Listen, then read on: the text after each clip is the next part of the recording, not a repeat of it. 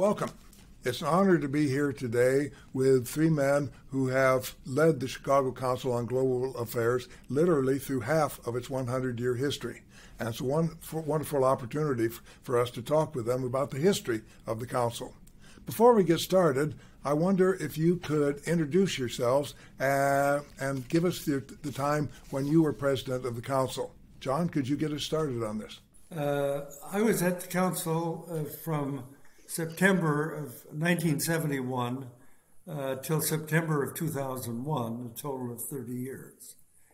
And since that time, I've been back in the academic world, both at Northwestern University, the University of California at San Diego, and at Cambridge University in England, where I'm currently a visiting fellow.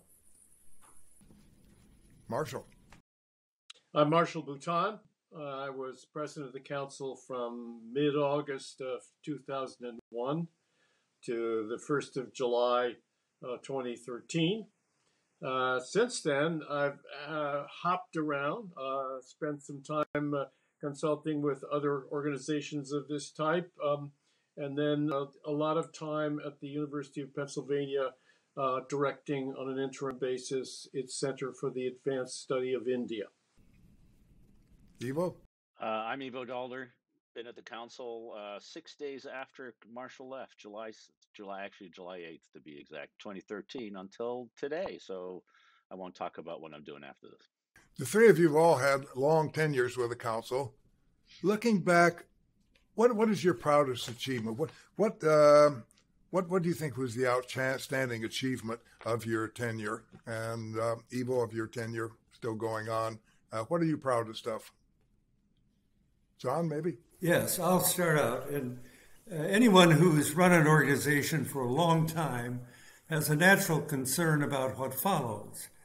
And in this case, both I and the Chicago Council are most fortunate that both of my successors, Marshall Bouton and Ivo Daalder, have highlighted the role of the Council, expanded its influence, and made the Council a more influential organization.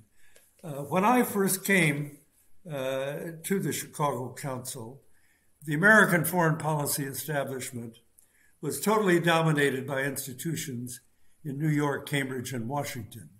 By the time I left, I think the Chicago Council, 3 decades later, had become a central player. 2 projects, both initiated and funded by the Ford Foundation, played an indispensable role in the changing influence of the Chicago Council on Foreign Relations.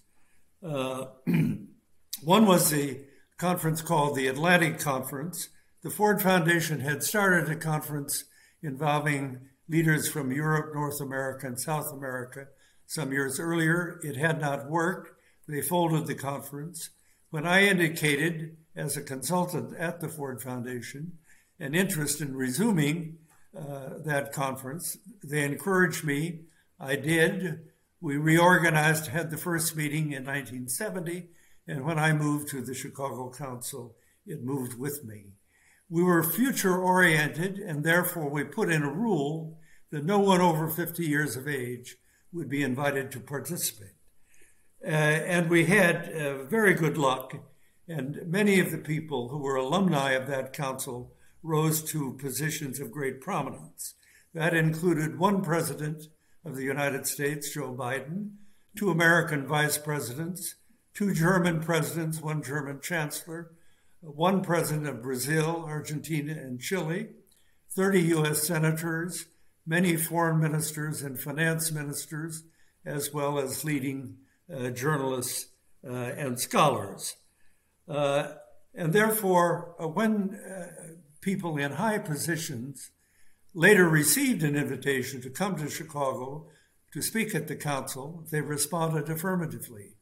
They remembered that when they were 45 years old and were wholly anonymous, they were invited to an important conference by the council, and therefore they accepted the invitation. As a result, after 3 decades, Chicago was no longer flyover country. A second major project also started by the Ford Foundation, took place almost immediately after Gerald Ford was inaugurated as president, coming into power at a very difficult time. There was a great concern about whether the United States would continue its role as a dominant international leader, or alternatively, would it withdraw into isolation? The Ford Foundation was greatly concerned about that and decided to commission a study of both public and leadership opinion to ascertain whether the new president, President Ford, could count on a basis of both popular support and leadership support for the kind of internationalist foreign policy which the U.S. had pursued. As a result, George Bundy, the president of the Ford Foundation, after a decision had been made to ask the Chicago Council to do the study, Bundy called me cold and asked the council to do the study. We did it. It turned out it was a very advantageous time. There was a keen interest in the results of the study. Our counterpart foreign policy organizations in Europe, in Russia, translated the results of the study into French, German, Spanish, and Russian. The director of the Institute for the United States and Canada in Moscow gave a summary of the results to the Politburo. I was invited to come to Moscow and Leningrad to deliver a series of lectures. And this project would soon become the signature research project of the Chicago Council on Foreign Relations.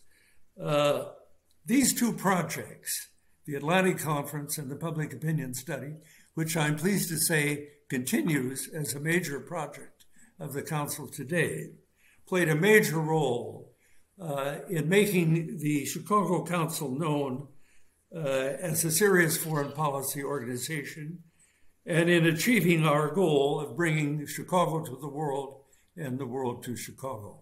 John, thank you. Marshall, what do you feel were your main achievements? Well, thank you, Dick. First, I wanted to congratulate Dick Longworth and Ivo on the excellent book that the council has put out on the 100 years of the council. I think it's a great testament to the work of the council and over 100 years, including the work, of course, of John Rielly and Ivo Daalder. I was fortunate to follow John, and equally fortunate to have Ivo as my successor. I came to the council from my previous roles in New York and Washington, convinced that it was time for the Midwest and Chicago to become a producer as well as a presenter of intellectual capital concerning America's role in the world and international relations.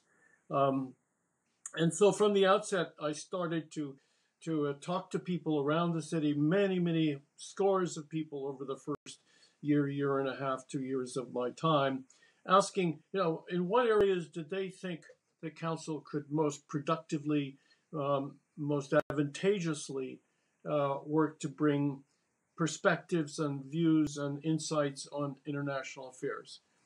One of the refrains I heard frequently was, given Chicago's history in the Midwest as the center for agricultural business over 100 years at that point, agriculture, trade, and agricultural goods might be an advantageous way to proceed.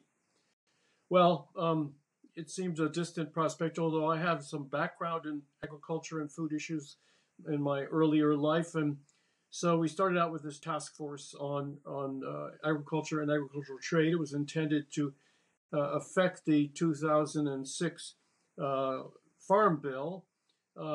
We put together this task force and co-chaired by 3 eminent people, and it had impact, but not as much of an impact as we would have liked. The Farm Bill is a humongous enterprise that it is not easily affected from the outside, but we and others tried.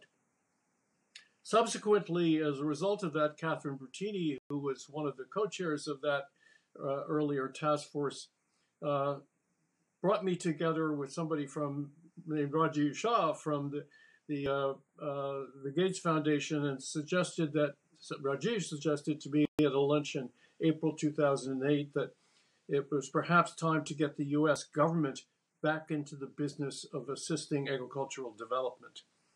So we started a project on that just for 6 months to try to influence the opinions of the incoming administration in 2008. At that point in April, of course, we did not know which administration that would be, Republican or Democratic, John McCain or Barack Obama. And we came up with a transition paper that the Obama administration in its transitional phase liked a lot.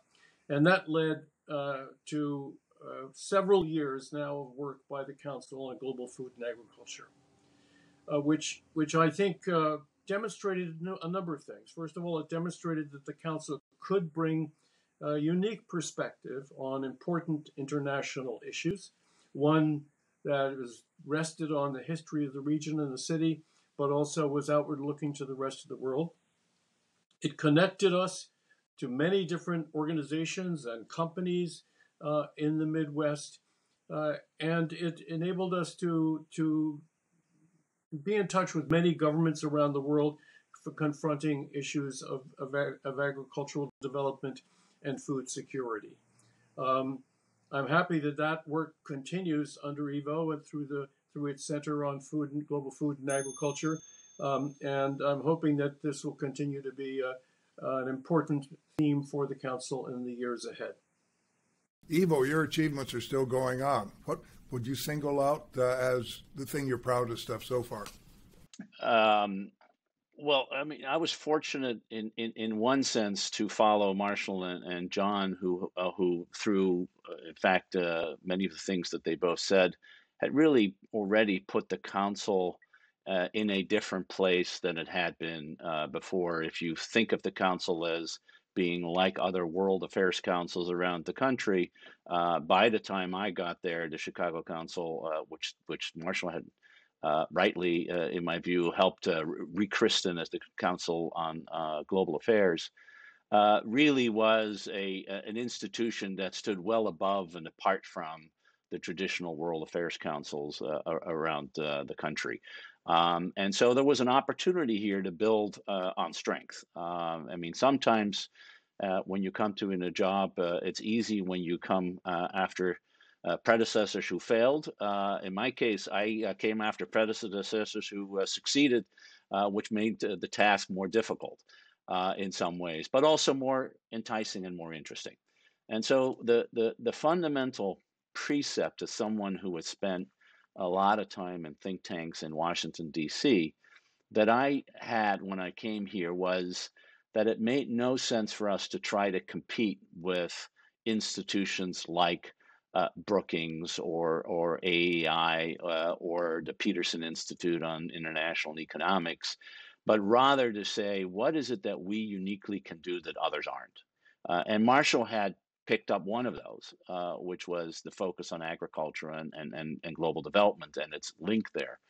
And I was looking for other issues where Washington might be a, but not the player. So the traditional foreign policy and national security issues tended to be well covered in an ecosystem of organizations on the East Coast. And so what we were looking for. And out of a very early discussion that I had with our then mayor, Rahm Emanuel, the issue of how do global cities act on the world stage sort of came to the fore. Rahm had asked, he says, what would a foreign policy for a city like Chicago look like? And I thought that was a very intriguing and interesting question. And I had also learned from John and other organizations that having a defining event, a forum, or a conference was important to put you on the map, not only nationally, but increasingly globally.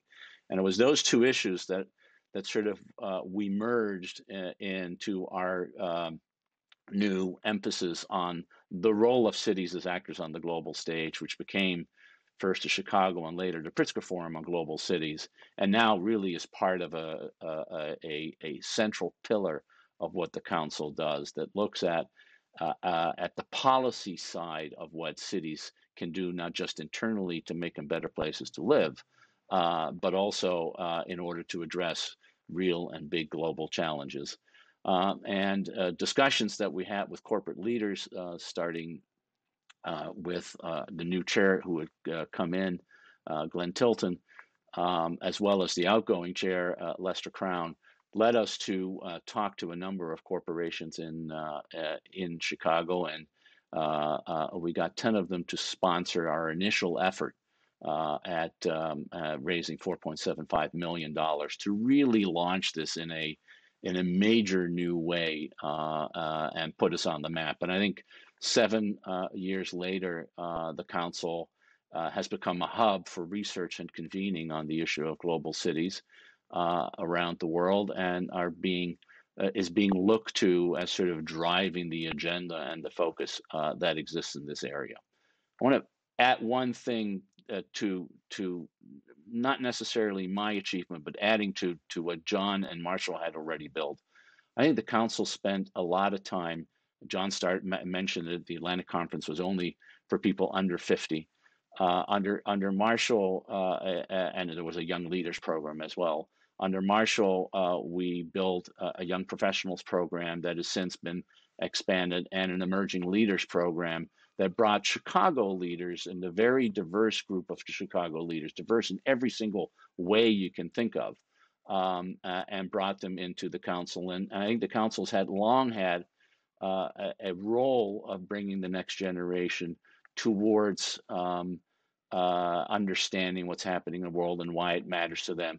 The current generation is global almost by definition because it lives online, and certainly with COVID has been living online more than anybody would want it to. And so thinking through how you reach that audience in a digital sense is something that we're spending time on, but building on this very long-standing approach to say we cannot succeed in what we're trying to do as a council to understand how the United States needs to play an international role unless each successive generation is part of that very activity. You've all talked about your work in putting the council on the map, as it were, nationally and internationally. You've touched on this next point, but I'd like to go into it a bit deeper. What is the purpose? I mean, why have a World Affairs Council in Chicago? We're hundreds of miles away from Washington and New York. The foreign policy conversation is too often dominated by places like Brookings or the New York Council.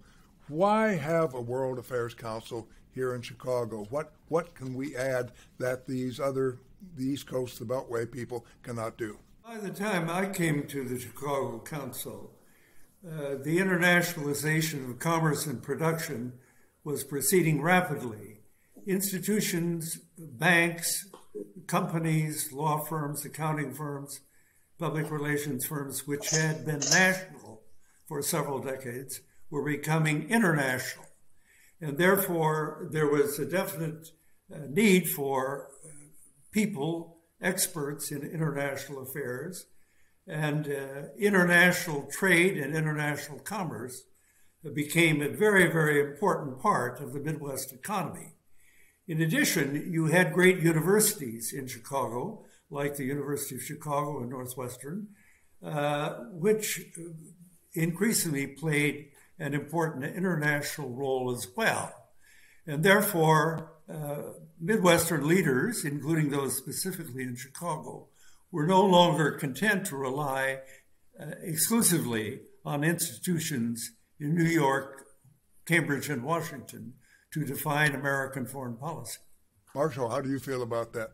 Well, I as my remarks and John's underscored, and Ivo's, we all have sought ways to bring the council's strengths, its location, the people it, in quotes, represents here in Chicago and the Midwestern region, to the discourse about international affairs. And so whether it's global cities or agriculture or the special work that John did in establishing the public opinion study. These were unique at the time, certainly contributions that the council could make given its location in the center of the country. But I also think I've never understood and certainly accepted the argument that because we're not in Washington or New York or Cambridge, and that's even more distant in my imagination. If Cambridge has influence, it's through what it does in New York and D.C. But I've never accepted the argument that that means that nobody else can bring ideas to the table, whether they be about issues that have a deep Midwestern connection of some sort, or just broader international affairs issues. After all, we all know that the history of the council that came into being as a result in 1921-22 as a result of the U.S. Senate defeating the Treaty of Versailles, signaling a turn towards isolationism, and the Midwest was instrumental in making that happen. Midwestern leaders and Midwestern newspapers, such as the one located in Chicago. So the council began by trying to influence its thinking and the thinking more broadly in the Midwest and elsewhere in the country about the wisdom of turning isolationism. And by the way, here we are at another moment when that has a great potential to be an issue for the United States. Our allies are questioning our intentions of remaining engaged internationally and remaining in our global leadership position. There's many questioning it here at home. So I've always believed that just because we're in the Midwest doesn't mean we don't have a voice. Let me say also that unlike the Council on Foreign Relations, and certainly even more unlike organizations such as the ones Ivo mentioned, which are pure think tanks, they don't have memberships. The Council on Foreign Relations in New York has a membership, but it's closed membership. And one of the things that attracted me to the Chicago Council is that it's a very prominent, very strong organization founded on open membership. And what better signal of our character as a democracy, as a republic, is there than the centering of an organization's identity on an open approach to the interests of Americans? So, to me, that's really the starting point. Ivo, I'm wondering, with the growth of global cities and considering what Rahm Emanuel said about cities needing their own foreign policy, have times changed? Are the times changing where cities, and a city like Chicago, has a bigger impact on the nation's foreign policy? And if so, how does that change the council's role? Yeah, I do think cities have a bigger impact on global affairs writ large. Whether they have an impact on national foreign policies is a different question, and I think that's the key to understanding the difference. I do think that there is a tendency to think that foreign policy and foreign relations, that is, a state-to-state interaction, is something that happens from nation capitals, and that those who are closest to nation capitals are therefore the wisest. And I think there's two big fallacies, just building on what Marshall and John said. One is that, in fact, much of what happens in the world does not go capital to capital. It goes from city to city. It goes from nation to nation, people to people. Capital moves, goods move, people move, ideas move. And in the age that we're living, all of that is happening at a speed and in a quantity that is of historically unprecedented nature. And to think that, therefore, the only people wise enough to understand how this is happening and the impact it has on life at home as well as life abroad happen to be living around the Beltway is a mistake. And I think, again, I mentioned this earlier, I think the change of the name from foreign relations to global affairs inculcated this idea that you really needed an organization that didn't think that its role was, how do you help the Deputy Assistant Secretary of State for X with his or her problem with another country, but how do you understand what's happening in the globe, how it interacts with what's happening here at home, and how it can be influenced. And so that's one area. The other, I think, is importantly, is there's a tendency in Washington, as there is in the East Coast writ large, of groupthink, of narrowing the degree to consensus on major issues. And I'll just mention two that I think are historically really very important. One is the early 60s view on Vietnam. That didn't break down until the late 1960s and early 70s, and it was promoted from outside, in part because we had a draft, and therefore there was an ability to mobilize a national movement against the consensus in Washington that exists, and a consensus that, by the way, even senior leaders already rejected, but like Bob McNamara, but nevertheless continue to insist was the right consensus.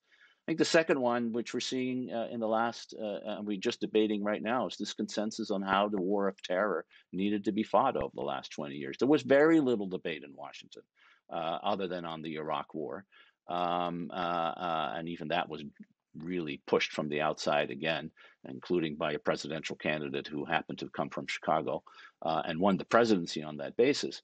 But there's this sense of consensus in Washington, which limits debate, limits the questions that can be asked and the answers that can be given. And therefore, I think there is a role for outside institutions to start asking those questions, to raise issues that are different and otherwise not understood. And I think that's one of the things that the Chicago Council on Global Affairs has done. You've all talked about your achievements. What were your biggest challenge or challenges when you came here? What was the biggest challenge you faced as president? 1 week after I arrived in Chicago, I was introduced to Tom Coulter, president of the Association of Commerce and Industry. And he said to me, "John, what do you do?" And I said, "I run a foreign policy organization called the Chicago Council on Foreign Relations." "John," he said, "that's not a foreign policy organization. That's a travel club." I was shocked by his response, but I would soon learn that he was not wholly wrong. What had happened a decade earlier, when the Council's mere existence was in question for financial reasons, the executive director, Ed Eager, discovered that membership organizations like the Chicago Council could run charter flights, especially to Europe, when transatlantic travel was just taking off. Soon the Chicago Council was offering round-trip flights to London, Paris, and Berlin for $300, when Pan Am and TWA were charging $1,100. Soon the membership of the Council just exploded. And by the time I came, the Council had almost 20,000 members. I was warned that this loophole would soon close and the membership of the Council might collapse. The loophole did close in 1976. We lost 10,000 members immediately, but we retained 10,000 members for the next 2 decades. Why did we retain them? Because many members who had joined the Council for travel purposes continued to participate actively in the greatly enlarged program of seminars, conferences, briefings for members, and therefore they became engaged in the central purpose of the Council, which of course was to educate the population of Chicago about international affairs. We ran the Council on a very conservative financial basis. Budgets were tight, staffs were small, salaries were low. And only recently did funding sources expand when we established a corporate service program, when the MacArthur Foundation came on stream in 1980, when we began to receive special interest grants from around the world, 23 foundations from the United States, Canada, Europe, Brazil, Argentina, Japan, and Korea. Also, when the German government decided to make a series of grants to American institutions, the German government, headed by Chancellor Helmut Kohl, an alumnus of the Atlantic Conference meeting in 1980, when he was 38 years old, gave the Council a grant of $3 million to expand its European program. So by the time the new century arrived, the Council had a very strong financial position, and it had restored its role not as a travel club, but as a serious foreign policy organization. And Marshall, this is at the point at which you came in. What did you find as your biggest challenge? Well, my mind immediately turns, of course, to 9/11. I mentioned that I started at the council in mid-August. And John had very generously offered to accompany me on a little quick tour of European capitals to introduce me to his many contacts there. And John will remember as vividly as I do, we were in a cab in Paris on 9/11 on our way to our next meeting. And the driver had the radio on, and my French had been quite good at one point in my life and was still there, at least subconsciously. And I heard something on the radio about New York, World Trade Center, plane, and John and I have been talking. I said, John, just a minute, let me listen to the radio. So then we asked the driver, and he said, well, yes, some plane crashed into one of the World Trade Center towers. I said, what? So we got to our next meeting and asked the people at the next meeting to turn on the television or the radio or whatever it was, and we started to get the rest of the information. And while we were there, it became clear that and then the second plane arrived, hit the tower. And by the end of that meeting, we were in a new world. And I said to myself, oh my gosh, what now? What are we going to do with this, with this crisis? How can the council, which I'd just 3 weeks earlier been privileged to take the helm of, how can we move forward? Well, then we went on to London and to Berlin and to Munich, I think it was, John, the last stop.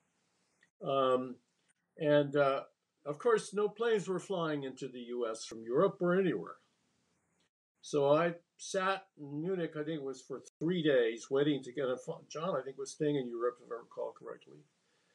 And I got on the first plane to land from an international location in Chicago after 9/11. They had just opened the skies. But the good news about that delay, apart from the fact that my family were all okay, was the opportunity to think.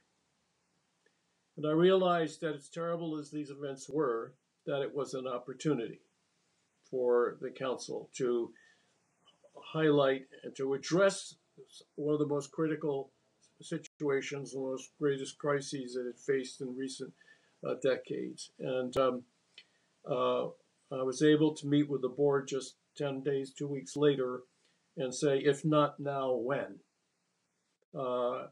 If not as a result of these events, why?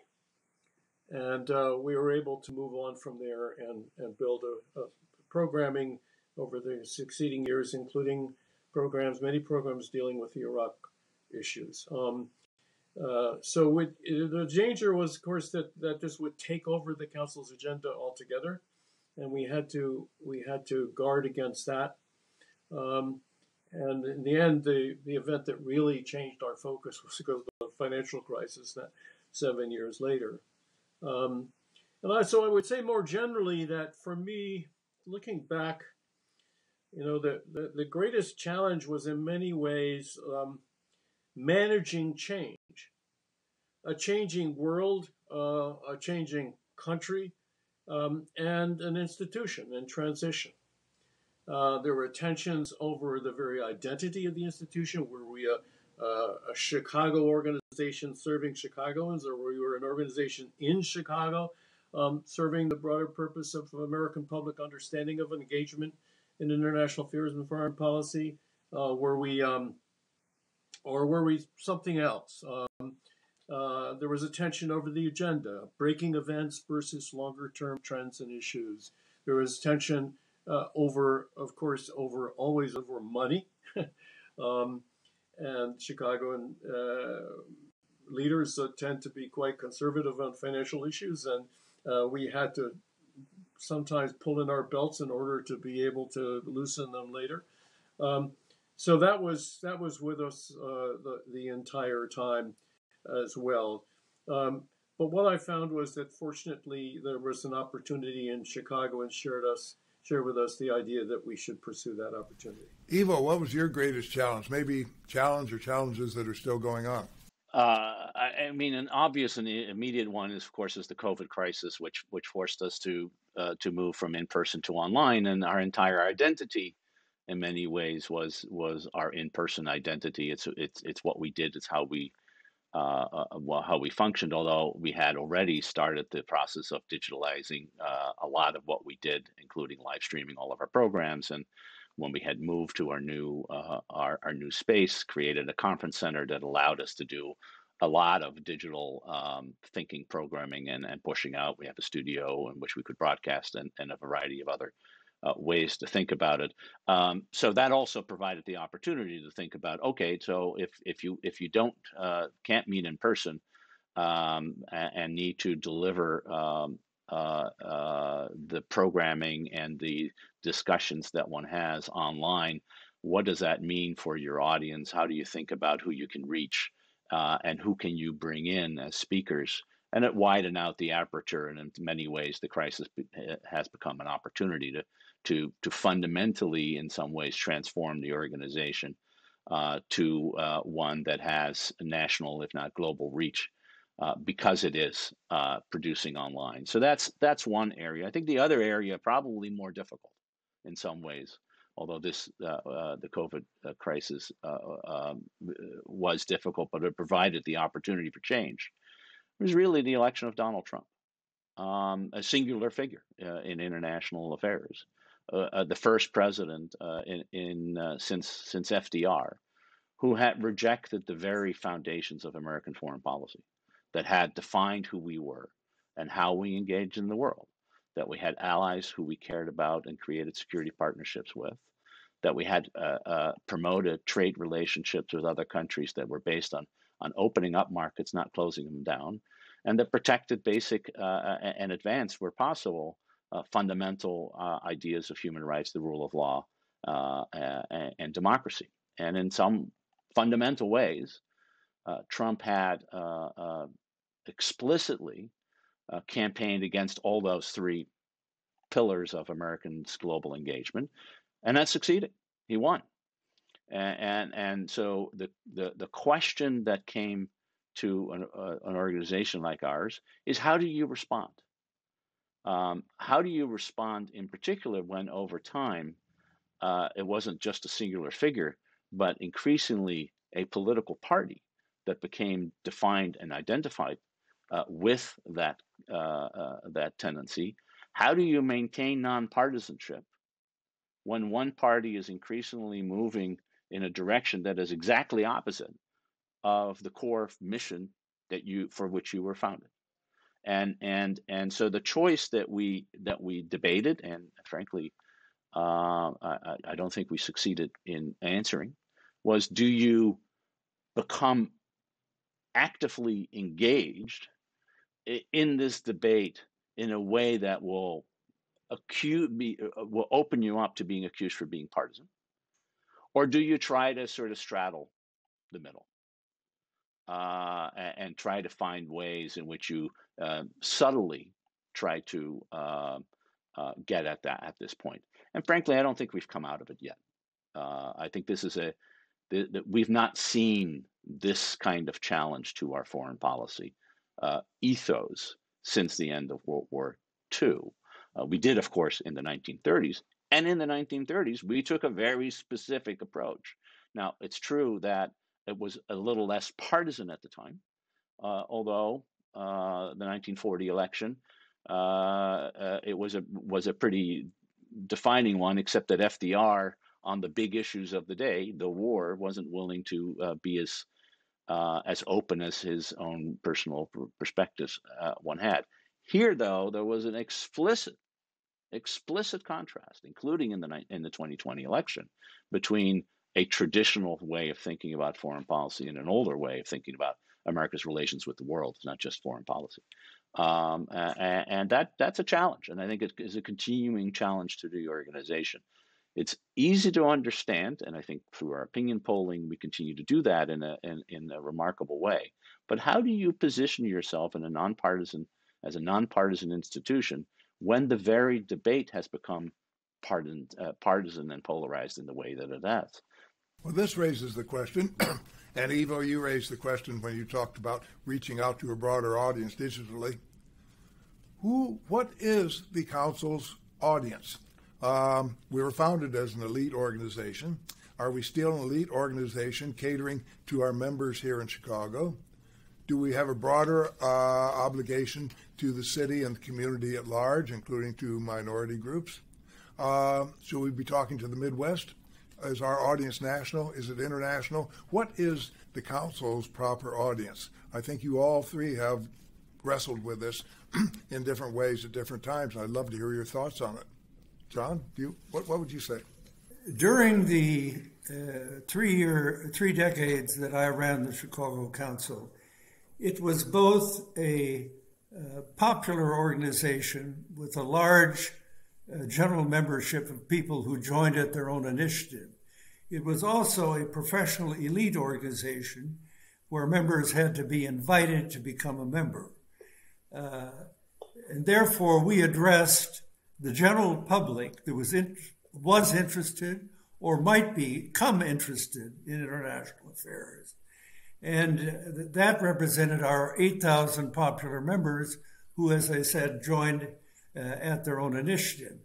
But at the same time, we had 4 professional groups, the senior leadership of the city through the Chicago Committee, a junior version of that, up-and-coming leaders, academics based in Midwestern universities, not only Chicago universities, and finally corporations.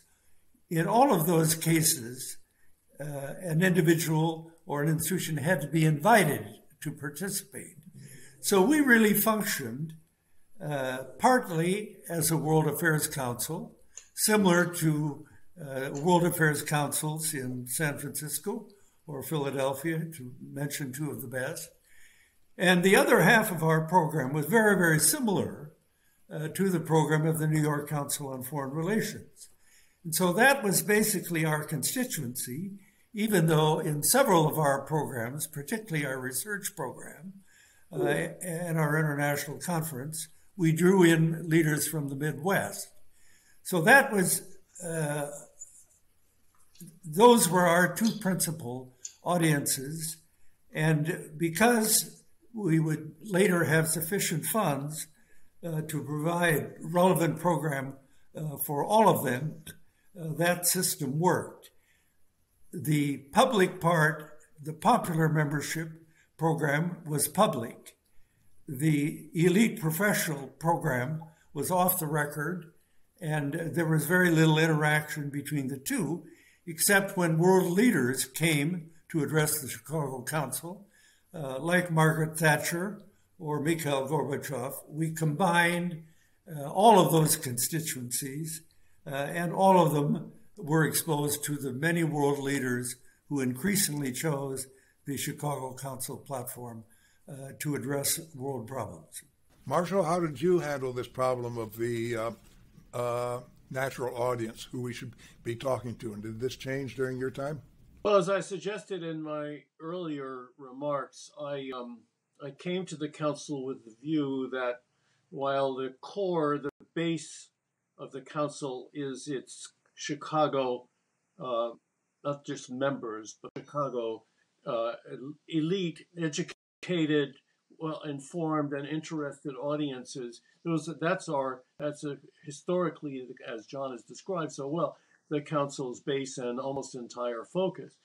I felt strongly that there was an opportunity, in fact, a need for an organization like the council, which did have the strength, the prominence that other world affairs councils around the country never had achieved then and still have not, to take ideas and perspectives on a variety of issues more widely, take them out more widely, including to decision makers in Washington and business decision makers in other cities around the country, to governors and mayors and so forth and so on. That was, as I said, in discussing the Global Agriculture Program, we had a lot of ears attuned to us on the global agriculture issues during those years. And the highlight of that, of course, was the 2010 Global Agricultural Symposium in Washington, D.C., which was addressed by President Barack Obama, by Secretary of State Hillary Clinton, by many others, many other U.S. and international leaders. We had a constituency and audience that was in Washington and in other U.S. and in other capitals around the world. Now, that cannot be achieved with every initiative, with every subject by any means. But the task forces that we did during the same time on the role of religion in international affairs, on the American Muslim community and its experiences, those also allowed us to speak to audiences beyond Chicago. Now, that said, let me underscore that I'm not suggesting that the council is somehow going to escape its history, nor should it try to. Although, as Ivo has pointed out, as long as events, in-person events, are the defining means by which the council communicates with others, there will be a natural tendency to come back to that audience. I think the virtualization of activities of the council and other similar organizations is going to present an opportunity as well as a challenge, as Ivo was suggesting. And I think that should be pursued. Let me say finally on this subject that we made several efforts to reach out to a younger constituency in Chicago. Well known, as Dick describes so well in his book, the GOAT program and bars and so forth, the Young Professionals program, as Ivo has mentioned, the emerging leaders. But I think more needs to be done. After all, as we stand at this moment of great challenge, a defining decade, as Biden said to the UN today, the future is not in the hands of the likes of us. The future is in the hands of young people. And I think the council should double down in its own home constituency on getting young people involved. And the final thing is that I've always felt that the council has the potential to be much more linked to, much more involving of other communities and leaderships around the upper Midwest. It is a natural constituency for Chicago. The entire region looks to Chicago. That's not to say that Minneapolis, St. Paul doesn't see itself as a rival. It does, and they resent Chicago carpetbaggers as much as Chicagoans resent New York carpetbaggers. But there is potential there. And Dick and I made a real effort to overcome some of those issues. But and thanks to Dick, we made some impact, but it's hard to sustain. So I'll leave it at that. Well, Ivo, with the growing digitalization, the possibility of using digital technology to take our programs literally around the world, where do you see this going? Is the council likely to have more of an international audience and possibly cut itself off from its base here in Chicago, or can both be done at the same time? And what about Marshall's point of reaching out digitally, I would suspect, to other places in the Midwest? So I do think that the virtualization, as Marshall calls it, offers an opportunity to reach a bigger, larger audience. and there is nothing inherent in what we do that is only consumable and applicable to people who might be consuming it in person, which by definition means that you're restricted to Chicago. I think much of what we do has resonance well beyond it. I do think primarily an American audience, although an international audience will grow over time as part of that if people want to learn about the United States. But I also think it's now much more important that you reach an audience that is more national because of the political divisions that we just talked about. I do think that there is a hunger for balanced, multi-perspective, non-partisan, non-argumentative discussions about what's happening in the world. That those people are as likely to live in Austin or Dallas or Houston, Seattle or Atlanta as they are in Chicago. I do think they're mostly in large urban areas. That they can be reached through podcasting, video on demand, and other ways. And that one can establish the council as that institution that tries to meet that need. I think the World Affairs Councils individually in these cities try to do that, but they don't have the platform, they don't have the expertise, and I think importantly, they don't have the capacity to bring in those multiple voices that the council, because of its national standing and its impact, it's a well-known organization, including increasingly globally a well-known organization, can attract.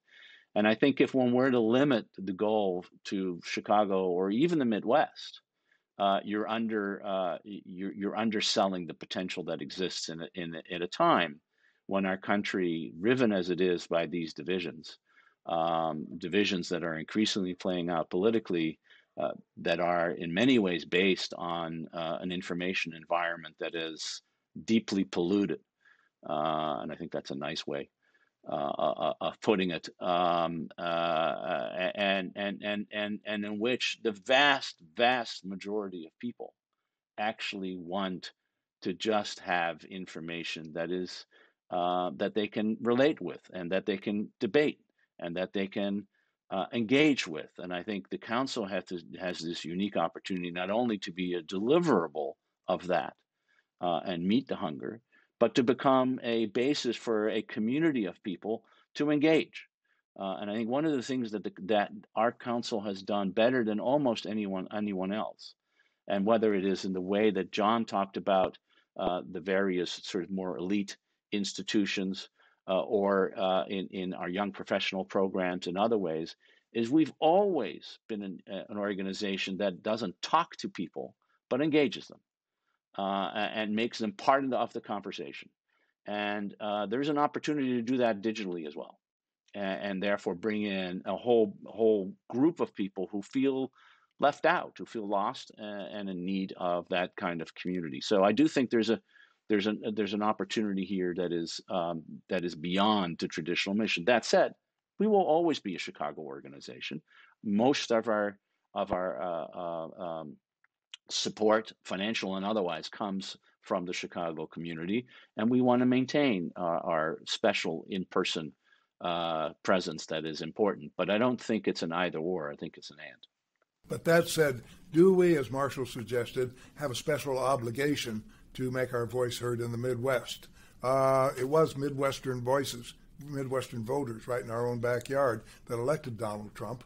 And he may be out now, but the sort of nationalism and nativism that propelled the Trumpism is still very much alive and well across much of the Midwest. Do we have a special obligation, being here in the capital of the Midwest, to address that? Well, just to take that up, I will contest the premise. That is, the Midwestern voter doesn't think about the world and America's role any differently than the Eastern Coast voter or the West Coast voter or the Southern voter. And we know this from our public opinion. So I would contest the idea that somehow the problem in America is in the Midwest. I think the problem in America is much deeper. It is not regionally based. It is a combination of how we consume information and the information that we're consuming, and a depolarization of our political system. And so I don't think we're going to solve our problem by just having Wisconsin or Pennsylvania or Ohio voting in a different way. We have a much deeper problem. And if you just look at, for example, COVID vaccination rates across the country, it's not clear that the Midwest is doing really bad on that. So just in a general, and I'm taking this as a larger piece, I would contest that our issue is a Midwestern issue. I think it's a national issue. It goes to the core of our democracy. It goes to the core of who we are as a people, and as a result, how we can engage the world. And I think we have an obligation, if we care about that, to reach those people. Dick, may I just add a comment to what Ivo said? So I agree with the broad proposition that Ivo is making here, that there's a need and an opportunity for the council to address issues that are national in scope. I agree also that Trumpism, for lack of a better shorthand, is not a particularly Midwestern problem. I think if we're trying to regionalize it, you need to look more to the Southeast, and the Mountain West and so forth and so on. But let's not go there. Rather, I think as a step in the direction of doing what Ivo has described, the Midwest is a region in which we have some immediate credibility and access that would enable us to reach out to that particular region with some speed and efficacy, as compared to, let's say, the Southeast or the Southwest and so forth. So that I suggest it really as an instrumental thing, that a Midwestern approach as part of the national overall national effort that Ivo has described is worthwhile considering. Okay, thank you. Finally, I asked you what your proudest achievements were. I'd like to ask you, recall a highlight or two from your tenure. This is not possibly a major achievement, but just interesting people that you've met through this, interesting moments of drama, moments of humor, moments of panic, the sort of stories that you tell your wife when you go home in the evening. What do you remember from your time? Three highlights come to mind. First, when Chancellor of Germany, Willy Brandt, came to Chicago in October of 1973, Mayor Richard J. Daley heard that former Berlin Mayor Brandt was coming, immediately insisted on offering a lunch, which he arranged not at the Palmer House or the Hilton, but at the Bismarck Hotel, the center of the Daley political organization. Three quarters of the 500 people attending the lunch were either Chicago aldermen or other members of the Chicago machine. The council got only 1/4 of the participants. Brandt later addressed in the late afternoon a council audience of 3,000 people, followed by a reception. I said to Mayor Brandt, whom I knew quite well, that this was not a typical program for a distinguished visitor to Chicago. He said, "John, quite to the contrary. I've been hearing about the Chicago machine for decades. And now for the first time, I had a chance to see it in person. This was really the highlight of my visit to Chicago." A second one which comes to mind is Margaret Thatcher's visit in May of 1990, shortly after she left office. When she arrived by private jet, the first thing she asked me, "Mr. Rielly, do you know my friend Milton Friedman?" I allowed as if I'd met Milton Friedman, although he wasn't my regular tennis partner. Margaret Thatcher later gave a lecture to 4,000 members in 2 ballrooms at the Hilton Hotel. She insisted on taking questions personally in both ballrooms. She had informed the press in London before she left that she planned to make some news in Chicago. So 20 leading British journalists flew over to cover her address. She did not disappoint and proclaimed in Chicago, "No federal Europe," which got a great deal of attention. At the black tie dinner in the evening, she greeted 500 guests permanently, and when asked one question following the dinner, she gave a scintillating 45-minute speech. So when she left Chicago, she had convinced Chicagoans that clearly she had earned her reputation as the Iron Lady. The final thing I would mention originated at the Atlantic Conference meeting in Argentina in 1984, just after the Falklands War, when Britain and Argentina broke diplomatic relations. On the sidelines at the Atlantic Conference, Argentine Foreign Minister Dante Caputo met with two members of the British Parliament, George Robertson and Shirley Williams, and they prepared the way for the resumption of relations between Britain and Argentina, which was a good example of how a private venue can lead to important public results. Marshall, what do you recall? Well, we all remember the skinny guy with the funny name. Lou Manilow, who was then a member of the board of the council and a very helpful one in my early years, and his wife Susan hosted a fundraiser for Barack Obama when he was running for this in the Democratic primary for the Senate seat in 2004. And frankly, I'd never heard of the guy. But I guess it was Adele Simmons said to me, well, you should go take a look at him. So when I mentioned this to Lou, because I knew Lou was supporting him, and so I went to this fundraiser, and which was at their home then in the north side of the city. And at the end, I went up to him and I introduced myself, and I said, Senator Obama, we would like to have you speak at the council sometime, perhaps, but let's wait until this primary gets resolved. Well, we'll all remember that Barack Obama got really lucky in that last phase of the primary, and the two other leading people who were ahead of him in the primary, for one reason or another, dropped out or were forced out. And lo and behold, we had the Senate candidate, and as you know, Barack Obama gave his first ever foreign policy speech to the Chicago Council on. I think we were still then. We were then foreign relations still, in the summer of 2004. And I can tell you, I can attest to the fact that he was nervous. I think it's the only time I've ever seen him in person or otherwise that the guy was clearly nervous. It was not his territory. Well, we know then he went on to the Senate. And during his time at the Senate, his staff called me and said, the senator's coming back to Chicago for Thanksgiving. And I said, yeah, well, we'd love to, just talk with him. And they said, no, we would like you to organize a speech for him the day before Thanksgiving. And this must have been 2005.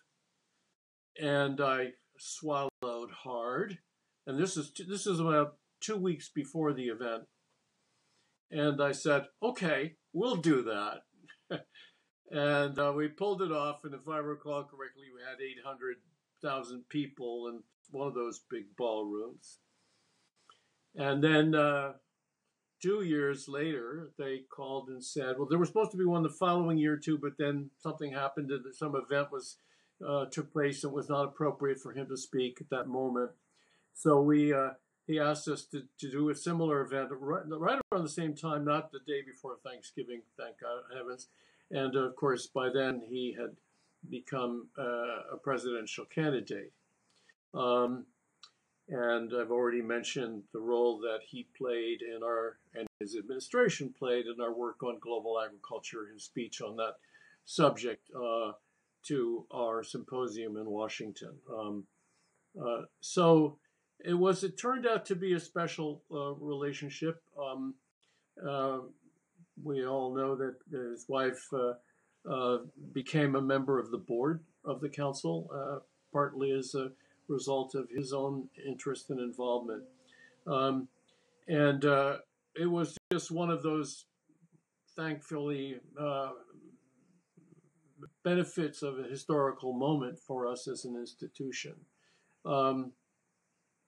Another is China, and as you may recall, Richard M. Daley told me at one point that no, he'd never been to China. I said something to him about the opportunities and how many Chicago-based companies were important, multinational companies, but Chicago-based, were active in China, and had he ever visited? And he said no, he hadn't, and actually he was interested, he'd like to. So we organized this visit to Shanghai, and I put together a Chicago-Shanghai dialogue, which he addressed. And I had told him before he went on the trip, I said, Mr. Mayor, you know a lot about big cities. You've overseen the rebirth of Chicago in your time as mayor, but you are going to be blown away by what you see in Shanghai. And sure enough, he was. He was just stunned by what he could see in front of him. He was a man who had to visualize things by going out and looking at them. And it really heightened his interest. He subsequently would mention China in practically every speech he gave on any subject. And then we took him back to China in 2006, but this time to Beijing with a delegation of business people. He had a lot of very good meetings. So while I think we made some impact on the linking of Chicago at that level, at a political civic level, to China, we subsequently then had many visits from Chinese academics and senior officers in the Chinese government, including the foreign minister. And then we had a board trip to China in 2008, which was very, very successful in bringing many of our board members to China for the first time. So that for me also is a real highlight of my time at the council. Ivo, what stories do you recall? Well, interestingly enough, that speech in 2007 that Barack Obama gave, I had a little input in that. So that was one of my first things that I did for the Obama campaign. But there is we have lots of stories. I'm telling one from before I actually got here. So I'd had a number of interactions with the council. I'd spoken a couple of times, and back I think in 2003, Marshall, you hosted us, and Jim Lindsay, and on our book on America Unbound at the time, and came back and spent quite a bit of time in Chicago in the run up to the NATO summit. And Dick interviewed me for that. There was a conference. I gave a speech at the council about the summit, and that summit. I think people don't really know this, but that summit turned out to be a very successful meeting for NATO, and I think a very successful meeting for the city of Chicago. And it was a successful in recruiting me to Chicago because I truly fell in love with the city and still am. But it was also at that summit that one of the most collaborative ideas in the post Cold War, and in some ways the post-war period, came together. One of the people who was at that summit was David Cameron, who was the Prime Minister of Great Britain, and he had never been to Chicago, loved the city. Rom took him to a variety of places, just totally fell in love with the city, and stayed another day in order to sort of have his full his full measure of it. But on the way back, they were at Heathrow Airport, and they were there a little early, and they were sitting around, and he was talking to his chief advisor, at Llewellyn, now the UK ambassador to Paris, and talking about how they might be able to deal with a perennial problem that the conservative leaders had, which is a conservative party that was anti the European Union. And they came up with a really brilliant idea. And it was called, let's have a referendum on whether or not we should stay in the European Union, because once we have a referendum that proves that the British people want to stay in the Union, we will have solved our problem. And of course, that became the basis for the Brexit referendum in June of 2016 that led to Britain voting by 52 to 48 to leave the Union. So I take a little special responsibility for that, because it was my idea to have a summit in the United States in 2012. And I was the one who pressed, well, let's not do it in Washington. Maybe we can do it in a place like Chicago. And of all those places, that's how David Cameron came and decided that the way to solve his political problem at home was to have a referendum that would determine the future of British relations with the European Union, and therefore with the United States. So that's my little anecdote. Nothing to do with the council directly, other than the fact that the whole thing has to do with the council in one form or another. But don't I recall that when you came here for the NATO summit, or sometime thereafter, didn't you get to sing the seventh inning stretch at Wrigley Field? I did. I did. In fact, this is why I love this city. So I've been to Chicago a number of times, but always in the winter, and it was never a pleasant experience, I can tell you. But the summit was in May of 2012, and we landed and went to the hotel, which was the big Sheraton, which is where the whole U.S. delegation stood. And then that afternoon, we drove to Wrigley Field, where the Crosstown Series was taking place. And John Allen, General John Allen, who was the head of ISAF at the time, threw out the first pitch. And I sang the seventh inning stretch at Wrigley Field in May of 2012. I was very, Secretary Clinton was there, and I said, why don't you're a real Cubs fan. Why don't you do it? She said, oh, I've already done that. You go do it. And I said, okay, I'll take it. Yeah, I did see, but that was the NATO summit. But John, Marshall, Ivo, thank you so much, especially for your leadership of the council for the past 50 years, but today for sharing your wit and wisdom here. It's been a pleasure talking with you. Thank you. Our pleasure. Thank you.